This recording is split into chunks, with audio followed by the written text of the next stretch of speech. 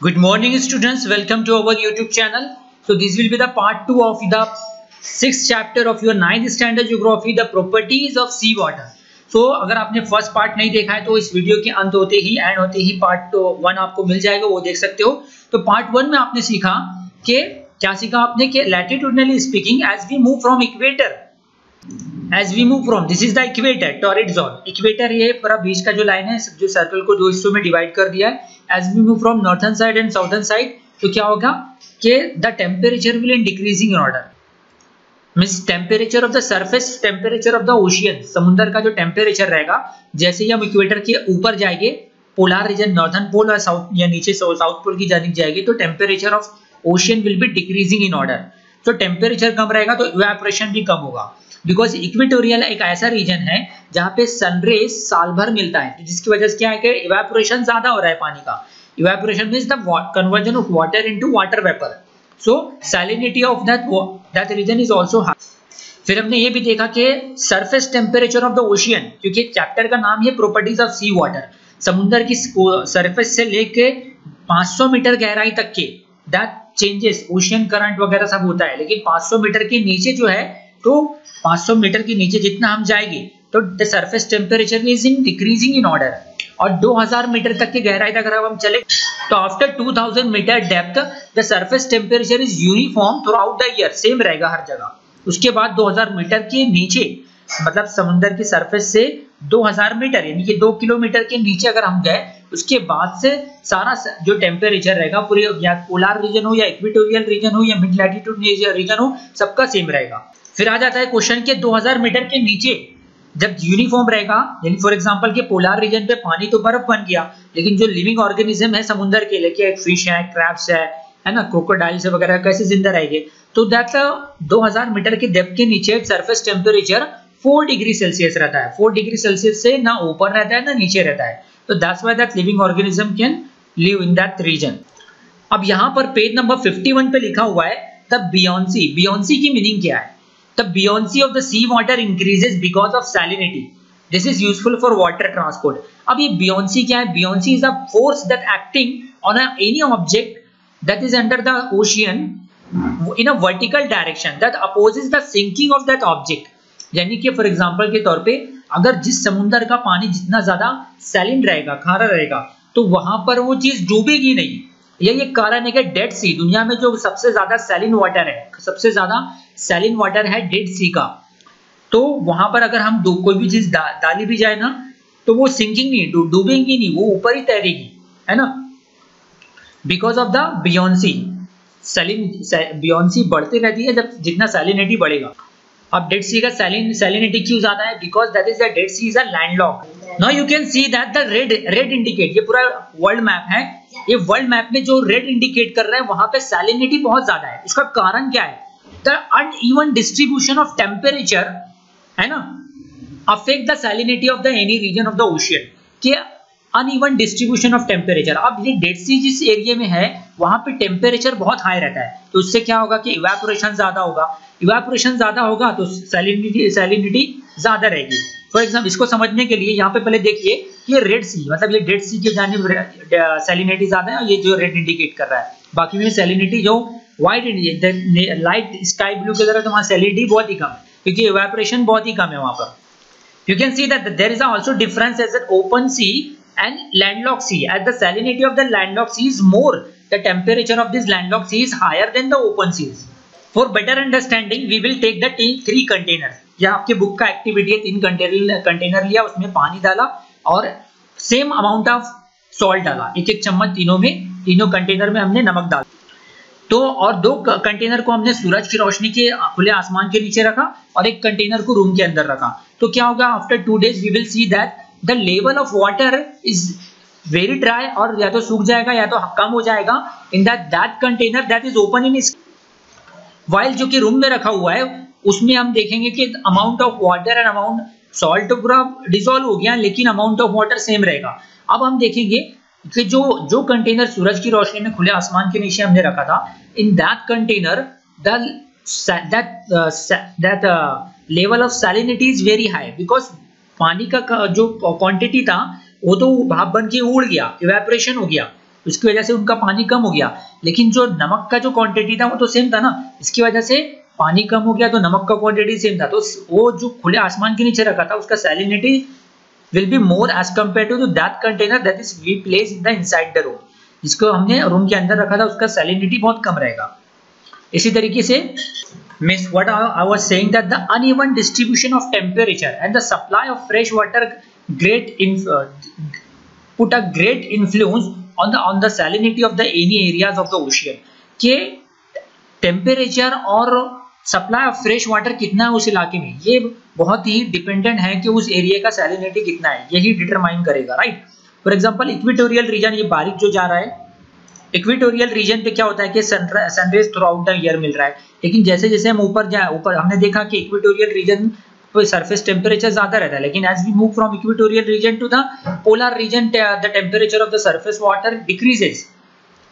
अब इसके अलावा बता दूं कि 5 degree north and 5 degree south पर इवेपोरेशन ज्यादा है, सनराइज भी मिल रहा है, इवेपोरेशन भी ज्यादा है और फ्रेश वाटर भी इनको मिल रहा है। जैसे कि दुनिया में जो हमारे पूरे कंट्री पूरी विश्व में दुनिया में सबसे बड़ी जो रिवर है अमेज़न है, कॉन्गो है, वो इक्वेटोरियल अमेज़न रिवर जो ब्राजील की है यहाँ से निकल रही है, और कॉन्गो जो अफ्रीकन रिवर है वो भी यहाँ से निकल रही है इक्वेटोरियल रीजन पे, लेकिन इवेपोरेशन उस रीजन का ज्यादा है, दैट्स व्हाई सैलिनिटी ज्यादा है।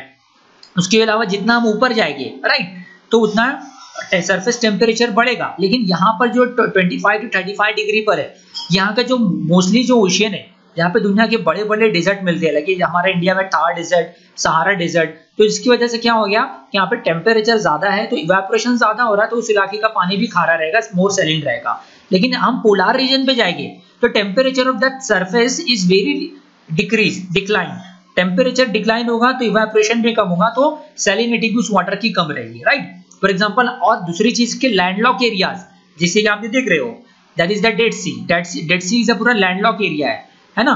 डेड सी की जो है 339% सैलिनिटी है, जबकि मेडिटेरेनियन सी की उसको ओनली 10% 39% सैलिनिटी है। अब व्हाट इज द सैलिनिटी को कैसे मेजर किया जाता है? You can see that 1000 gram 1 kilo पानी में, 1000 ग्राम मतलब 1 किलो पानी के अंदर अगर हम 40 ग्राम नमक डालें तो उसको कहेंगे the salinity of that water is 40%। For example, अब आ जाते हैं जैसे कि आपके बुक में लिखा हुआ है, मैंने बताया कि पोलर रीजन इक्वेटोरियल रीजन में तो इवेपोरेशन कंटिन्यूअस होता है तो सैलिनिटी भी ज्यादा रहेगी। मिड लैटिट्यूड पे 25 to 35 degree north and south means this upper region and below region both. So क्या वहां पर रेनफॉल तो कम हो रही है, फ्रेश वाटर कम है, but the supply of fresh water from river is also low, that's why this zone is as a hot desert of the world, thus the salinity of this seas is found to be higher, but in a temperate region the sun rays are slanting। Temperate region मतलब जो कि बर्फीला, जैसे हमारा Jammu Kashmir reason है, temperate region में आता है इंडिया में, तो जम्मू कश्मीर भी क्या है कि सर्दियों में टेम्परेचर माइनस में चले जाता है, the temperature are lower because of the melting of the snow, the supply of fresh water is more, therefore in this zone salinity decreases with increasing latitude. लेकिन अगर हम पोलर रीजन में जाएंगे तो और टेम्परेचर वहां पे माइनस में रहेगा, टेम्परेचर कम रहेगा, तो इवेपोरेशन इज नेग्लिजिबल रहेगा, evaporation is very less in polar area, so salinity is very low. But in landlocked seas have higher salinity than open seas as the rate of evaporation is more and there is a lack of supply of fresh water from the large river, that there is a difference in the salinity of open and closed ocean। जैसे मैंने बताया, you can see that यहाँ पे dead सी है, ये जो landlocked seize है, open seize में क्या हो रहा है कि फ्रेश वाटर कहीं ना कहीं से आ जा रहा है तो वहां से उसकी सैलिनिटी कम हो गई, लेकिन क्लोज सी जैसे कि डेड सी है चारों तरफ से जमीन से घिरा हुआ है, right, you can see here, ये डेड सी है, यहाँ पे चारों तरफ से वो लैंड से घिरा हुआ है, तो फ्रेश वाटर आने का कोई चांसेस नहीं है, और ऑलरेडी वो वहां पर फ्रेश वाटर नहीं मिल रहा, टेम्परेचर हाई है, तो इवेपोरेशन ज्यादा हो रहा है, तो इस वजह से सैलिनिटी बहुत ज्यादा है, इसकी वजह से बियॉन्सी ज्यादा है, इस वजह से कोई भी चीज अगर हम डालें तो वो सिंकिंग नहीं होगी। बियॉन्सी का मैंने बताया that vertical force acting on object that restrict the sinking of that object, वो ऑब्जेक्ट को डूबने से रोकेगी। लेकिन अब मेडिटेरेनियन सी में आ जाए, अब आ जाते हैं, देखिए ये हमारा एशिया कॉन्टिनेंट है, अब यहाँ पर ये हमारा इंडिया है, इंडिया का यहाँ पे अरेबियन सी है, और ये अरेबियन सी है 36 जहाँ लिखा हुआ है, ये है बे ऑफ बंगाल। अब यहाँ पर जो है ना बे ऑफ बंगाल में सैलिनिटी बहुत कम है, लेकिन अरेबियन सी की सैलिनिटी ज्यादा है। ये आपके बुक का क्वेश्चन है, that if you think that there is a Arabian Sea the west and Bay of Bengal to the east, the salinity of the eastern coast is 34% while the Arabian sea की 35% है. What could be the reason of higher salinity in the western coast of India? So उसके लिए समझने के लिए आपको ये देखना होगा कि हमारा इंडिया है, यहाँ पे बे ऑफ बंगाल है, गल्फ ऑफ बंगाल और अरेबियन सी. यहाँ पे अरेबियन सी की सैलिनिटी यानी मुंबई, हमारा जो महाराष्ट्र है, महाराष्ट्र का कोस्टल एरिया में सैलिनिटी ज्यादा होने का कारण क्या है कि आप देख लो जो भी रिवर है हमारे इधर, दो तरह की रिवर है, आप 10th स्टैंडर्ड में सीखोगे. एक पेरेनियल रिवर जो कि साल भर जिनमें पानी रहता है, और एक पेनिनसुलर रिवर है. ये दोनों ही रिवर मोस्टली, मतलब इन शॉर्ट बता दूं कि 90% of river flow in the bay of Bengal region. इनका स्लोप देखो यहाँ पर, इस जानिब बे ऑफ बंगाल की जानिब. तो ये नेचुरल स्लोप होने की वजह से ज्यादा more than 90% of river flow in the bay of Bengal. Only few river that flow in the Arabian sea, है ना, ये एक कारण है. तो अब यहाँ पर क्या हो रहा कि temperature on the same latitude पे होने के बावजूद भी यहाँ पे बे ऑफ बंगाल में फ्रेश वाटर ज्यादा, नदियों में मीठा पानी रहता है, फ्रेश वाटर रहता है, तो बे ऑफ बंगाल के समुद्र में फ्रेश वाटर मिल रहा है, तो इसलिए सैलिनिटी यहाँ पे कम हो गई. Due to the flow of many river in the bay of Bengal, the salinity of the bay of Bengal is less as compared to the Arabian sea. यही एक कारण है, ये दैट इज द ज्योग्राफी. अब ये डेड सी के बारे में लिखा हुआ है, इसका सैलिनिटी जो है 332% है, right. The average salinity of ocean is 35%, जबकि जो पूरी दुनिया की, विश्व की एवरेज सैलिनिटी है वो 35% है, लेकिन डेड सी की सैलिनिटी 332% है. उसका कारण क्या है कि जमीन से बहुत ही नीचे है, -400 मीटर डेप्थ पर है ना, ये एक कारण है, और चारों तरफ से लैंड से घिरा हुआ है. अब हाई सैलिनिटी होने की वजह से डेंसिटी भी उस एरिया की बहुत ज्यादा है. अब ये डेंसिटी पे आ जाती है कि तीनों ही रीजन, तीन जो ग्राफ इंडिकेट कर रहे हैं, सब में स्टार्टिंग में टेम्परेचर एंड सैलिनिटी जो है ना वो कम है, लेकिन आगे चल के टेम्परेचर, यहाँ पे टेम्परेचर दिखा रहा है, तो वो आगे चल के आफ्टर 1000 मीटर, अब तीनों ग्राफ में देखो 1000 metre, beyond 1000 metre the temperature is same. तो ये क्या चीज लिखी हुई है, ये temperature and salinity are the two properties of sea water that control the density of the sea water. हम तीनों ग्राफ में देखेंगे तो टेम्परेचर, सैलिनिटी और डेंसिटी 1000 मीटर तक के चेंज हो रही है, लेकिन 1000 मीटर के बाद, 1000 मीटर मतलब समुद्र की जो डेप्थ है, गहराई है, 1000 सरफेस से लेके 1000 मीटर तक के चेंज हो रही है, लेकिन 1000 मीटर के बाद वो सेम है, हर जगह सेम है. जैसे कि हमने देखा कि temperature of the water up to there is a changes in the up to 2000 metre, लेकिन 2000 मीटर के बाद सारे दुनिया के सारे ओशियन का टेम्परेचर 4 डिग्री सेल्सियस पर है, 2000 मीटर बियॉन्ड, 2000 मीटर के बाद. अच्छा, अब इसमें ये कुछ रीजन में जहां पे टेम्परेचर ज्यादा है तो सैलिनिटी डेंसिटी कम रहेगी, और टेम्परेचर लो है तो डेंसिटी ज्यादा रहेगी. तो इसका मतलब क्या हुआ कि पोलर रीजन पे टेम्परेचर जनरली कम होता है, बर्फीले इलाकों में टेम्परेचर कम होगा, तो वहां पे वो वाटर क्या रहेगा, वहां पे डेंसिटी ज्यादा रहेगी, right. So we know the density of the water is dependent on the temperature. We know the density of water is dependent on the temperature and salinity. If you see the graph carefully, you will realize that after certain depth that there is no change in these factors.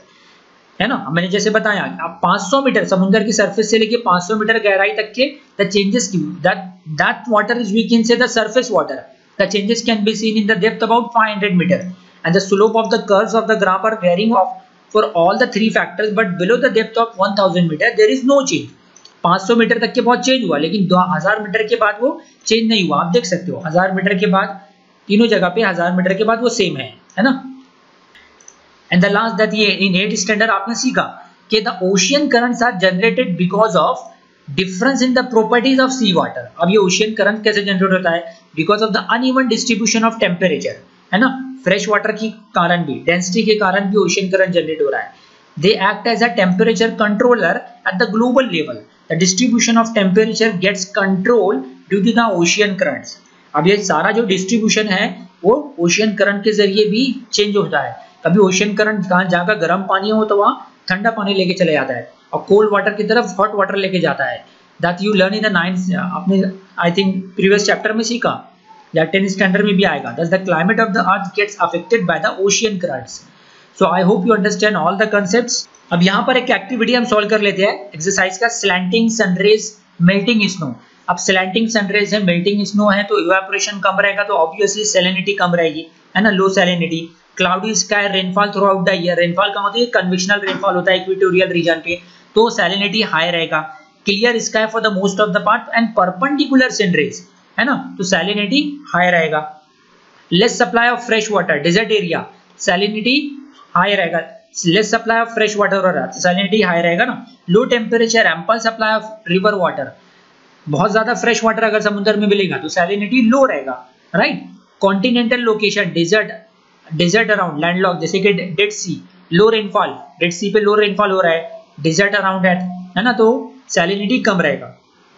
अब due to जो मैंने concept आपको सिखाया है उसका use करके आप कोई भी क्वेश्चन सॉल्व कर सकते हो। For example salinity is low in the landlock in Baltic Sea, you don't know the Baltic Sea, because you can write answer में लिख सकते हो because in Baltic Sea is a landlock sea and there is a less supply of fresh water and temperature is high, that's why the salinity no sorry, अब salinity low लिखा हुआ है ना, salinity high रहता तो ये reason लिख सकते हैं। सैलिनिटी लो है तो आपको दिखाना है कि बाल्टिक मतलब सैलिनिटी लो है मतलब वो that Baltic Sea will be near the polar region, right.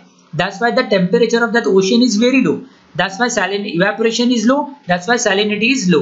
जबकि लैंडलॉक है, in spite of landlock that Baltic Sea the surface temperature and evaporation is less, that's why the salinity of low in the Baltic C.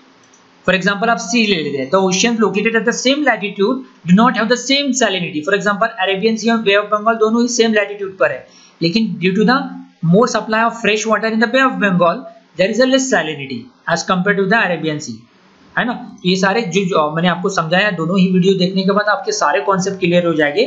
So I hope you understand this video. Description में एक link है, उस link पे अगर आप click करते हो तो इस चैप्टर का आंसर भी आपको मिल जाएगा। Thank you for watching this video and please do not forget to share this video, जाके ज़्यादा से ज़्यादा इस ड्यूरिंग लॉकडाउन पीरियड के ज़्यादा से ज़्यादा स्टूडेंट्स का फायदा हो सके इस वीडियो को शेयर करो और लाइक करना ना भूलें इस वीडियो।